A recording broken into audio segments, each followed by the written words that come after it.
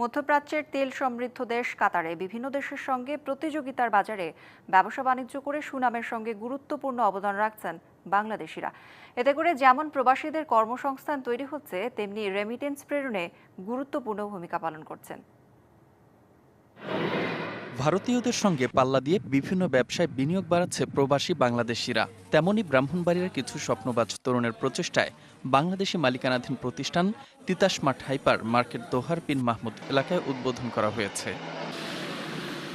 শুধু তাই নয়, নিত্য প্রয়োজনীয় জিনিসপত্র স্বল্প মূল্যে প্রবাসীদের দরজায় পৌঁছে দিতে এই প্রতিষ্ঠানের যাত্রা বলে জানান উদ্যোক্তারা। এখানে সর্বোচ্চ কম দামে বাংলাদেশিদের হাতে সামান পৌঁছানো দেওয়া। প্রায় আমাদের এই মার্কেটের ভিতরে আপনার 40 জন মানুষের কাজের ব্যবস্থা আছে। আগামীতে আরো এরকম 20-40 জন 50 জন মানুষের কাজ দিতে পারি, আমাদের জন্য দোয়া করবেন। 4 তরুণ উদ্যোক্তা মোহাম্মদ পাবেল মিয়া, মান্নান মিয়া, জুতন মিয়া, মানিক মিয়াকে সঙ্গে নিয়ে ফিতা কেটে উদ্বোধন করেন।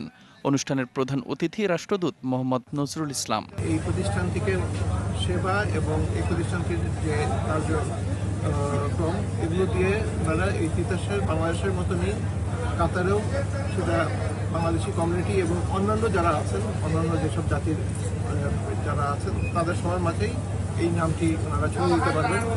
বাংলাদেশিদের চাহিদার কথা চিন্তা করে কম মূল্যে সব ধরনের জিনিস রাখার পাশাপাশি প্রবাসীদের প্রথম পছন্দের তালিকায় বাংলাদেশি শাকসবজি, ফলমূল ও রেডিমেড গার্মেন্টস। কিন্তু পণ্য পরিবহনে বিভিন্ন জটিলতা ও সময় মতো পণ্য পৌঁছাতে সংশ্লিষ্ট কর্তৃপক্ষের প্রতি আহ্বান জানান ব্যবসায়ীরা। প্রবাসীদের কথা চিন্তা করে আমরা সব ধরনের সামান এখানে অ্যাভেলেবেল আছে, আপনারা আসতে পারেন, কম মূল্যে আমরা দেওয়ার চেষ্টা করব। পরিবহনের ক্ষেত্রে বিমানে অনেক বিড়ম্বনা শিকার, প্রাইস কিছু বেশি, স্পেস কম থাকে এবং যে কাগজপত্র অনেক কিছু মেনটেন করতে হয়, অনেক ফর্মালিটিস। তো সংশ্লিষ্ট কর্তৃপক্ষকে আমরা বলবো অন্যান্য দেশের মতো সহজ করে দেওয়ার জন্য। অনুষ্ঠানে বিশেষ অতিথি ছিলেন কাতারি স্পন্সর সালেহ মিসফার NM আল হারিত ও দূতাবাসের শ্রম কাউন্সিলর মাশহুদুল কবির। DBC news desk.